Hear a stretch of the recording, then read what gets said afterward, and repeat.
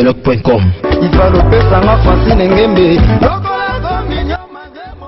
congodialogue.com.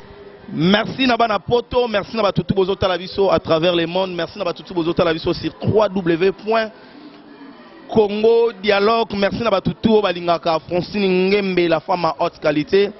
Oh Ngamigo Nazo Benga la crème fraîche. La crème fraîche. Merci Nabana téléspectateurs, nous sommes à Lingarabiso, Bao Bazo Talaviso na moi bonjour, Bao Bazo Talaviso na pourquoi. Bonsoir Nabino, www.congodialogue. Une longue heure d'avance, les lots yambele bino papi les princes Wazali moko ba porter parole à maison mère. Oh les lots actualité za makasi mambo bele bo komeninga ba na poto, ba komeninga na Suisse, ba komeninga na Allemagne. Papi les princes yo to sola na e. Bonsoir papi les princes. Ouais, bonsoir Vini. Bonne santé. Ouais, par la grâce de Dieu pépère. Papi les princes, boni masolo ya Ranson le roi de la faunir.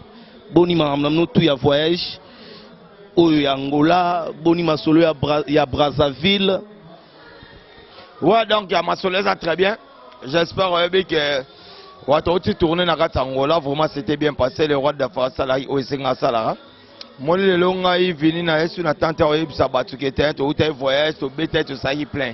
Pour les Congolais on doit comprendre et le ba bengi plein et ça synonyme à Ranson. Le mission to sana yo. Ce ba vie bimé belé faut ba j'ai fait du Ranson. Le moutoir ko na beti di bokene se simba ba j'ai fait du Ranson. Quand on parle du plein, cela veut dire Ranson. Vraiment Ranson ça le bango de Angola il na disque. Abapo Angola ba yambaki le quoi donc vraiment ça qui bien passé parce que to komara to longara le 19 décembre. Et puis le roi de la foi profiter que fêter fête naie le 25 décembre fêter anniversaire na kuna. Vraiment, ban Angola ba comprendre que qui est Ranson. Talara première fois Ranson a fêté anniversaire na Angola. Na biso concert yindaki tina degré comme la menace au Kaba. Mutumsa o matala pour $100,000. Mutumsa $50,000. Mutumsa na ba chèque. Mutumsa o ni tala tina niveau a pesa maman na diamant. Da we ngasabite. Na lembi pena o kabobo lembisa. Donc to beti ba palanka, to beti ba dundu, to beti ba ojanza, to beti ba nzazi vraiment tourner les guitares la première année, babi ba reconnaître araboza na ba free nango parce que voyage wana bio mo yebi fini so izong lelo ba nyotu ba so mbaka lelo Angola ba mo bote Angola elo ezara soute mais tourner we Ranson mona iji pa Sankara omoni ba Nicodème omoni ba Tade omoni ba non bateau bateau mbaka vraiment l'équipe bien par la grâce de Dieu tant comme awa les rois de la forêt vraiment to répondre à l'activité mon normal mais biso tout ça qui déplacement donc ndo auto en plein d'arriver quand même Toti Brazza to connais pour la deuxième générique qui a ce jour de la semaine album au battu tout le monde dans ces c'est les troisième disque à Ranson depuis bana carrière musicale na carrière solo na les troisième disque na ya un moto kenda qui ko beta deuxième générique na studio Adem Record to connais Nikimara Batwasima na ba animateur tozali ba chef d'état-major Papi Kakol tozali ba Makaba tozali ba Igo Sente tozali ba Dino tozali ba animateur na biso ba ambulance ba Goldberg vraiment tozali biso nyonso vraiment ba tunyo tout bazalaki ba animateur tout bazalaki wana vraiment ça a été vraiment bien passé. Merci beaucoup Papi les Sala. Merci beaucoup Papi les Princes. Papi les Princes. Oui, Raoutero pesa biso générique moko abeti biloko na nyonso ya kala. Au voir même oui Ranson a interpellé ki abenga ki lobeso boye koya. Est-ce que bisangai eloko ani simbité pourquoi façon oui rabeta ba générique. Mais générique ana net na ezui en plaire na ngote ya. Otuninga question pesi réponse. Moi na répondre ezate. Yo poser une question. Na pose une question. Omi pesi mo répondre. Orenga na pesi répondre yo mo mi pesi. Et simbité. Obi nanga. Oui, alobi net c'est simbité. Olobi boyi. Oui Ranson a utobetela benga ile obeso.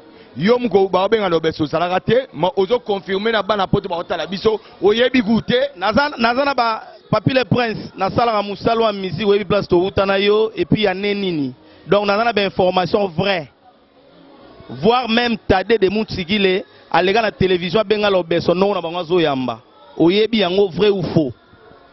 naloba na osikelo mobo tant ça musala vrai musala no vrai pose information vous pas na ngobe ministère babenga lo beso pona générique tata de no na bazo yamba yo kaka li solo ke babenga lo beso po ba prendre que suspension sili et non les lo suspension de sila we ratana na États-Unis we ratana babenga ba que suspension c'est foya so ngwa prendre batu OK biso généraux to betango we raye de Congo c'est un mois na Congo to betango abenga na escani vous comprenez to pesa histoire vrai yo poser une question on a répondre yo poser question yo mo so répondre a poser question na lobby na yo we ranson abeti générique oyo azongisi biloko ya kala abenga lo beso ya te neti générique esimbité vrai ou faux yango to sola ngwa wati ça to tuninga na yo abenga lo beso ayate abenga ka yo salaka pozo poza information salaka ta abenga azana information vrai papi le prince na répondre terrain non c'est la réponse na yo par rapport à générique wana oyebi eloko te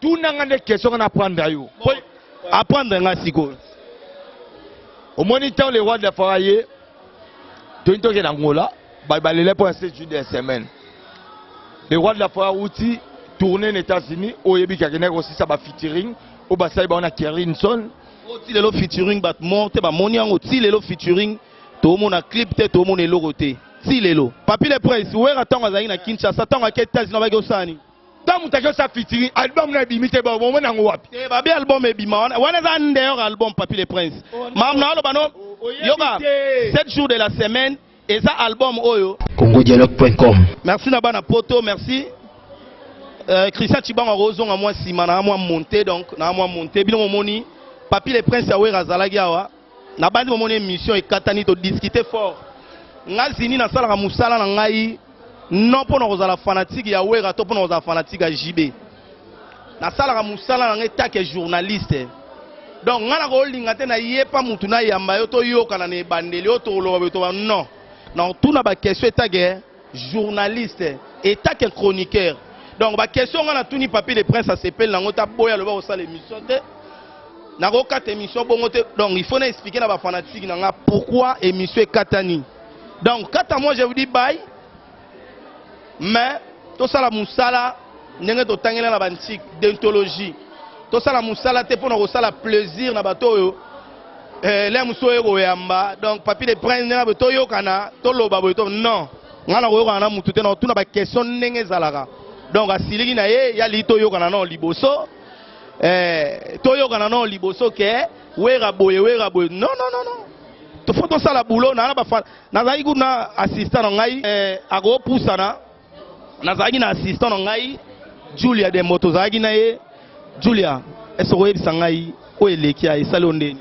na sepe na ngata mukete journaliste azako milieu du village o ya sali ye moka etali bisote ye monde mtoyeba etali bisote mo mtoyeba mais ce que vous apportez parole faut yeba musala nonzo saleza te que o bando bimisa ba passeport bisoni on na ba passeport ata lelo to voyager te a kota point na vie na États-Unis a kota pe point na vie na ngate mais un jour kaka eza ngo mokili échanger na ngo yote zano ka zini mon na international mon général no benga ouais zano ka bongo échanger papi le prince aliga toyokana ne bande na ndima nyona yambe nanu maintenant to komi na katikati na omi compliqué donc compliqué te ko tuna question place ezaleli donc ngana ko sala émission na mutu te toyokana no liboso wanya loka to kosa ba fanatique ngazini na la bongo te donc ngana amta vérité ya omone lo rebomi biso merci beaucoup na présence na merci beaucoup des personnes à poto sorope sambo na pesi mbote na vie na nga papier ambassadeur na oncle la ya motema Olivier Voloko. Merci beaucoup. Merci beaucoup. Bientôt là, vous remontez na Congo Dialogue comme journaliste. Merci. Merci na poto. Papi les frères ça fâché non éviter quoi. Pierre Ngombo El Picasso, Betty Bouana Océan. Merci na Christian Chibangu donc opérationnel double brassard. Merci na mon bon Francine Ngembe la femme en haute qualité, autrement dit phrase correcte 100% canon kaka. Donc, nous avons une crème fraîche. Merci à Pierre Ngombo El Picasso. Merci à Seboul Palata. Merci à Bijou Mobunga. Merci à Banderotou Batali Bisso. Bye.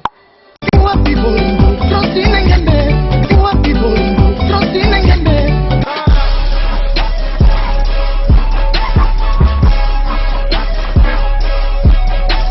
congodialogue.com Ifalopesanga Francine Ngembe. congodialogue.com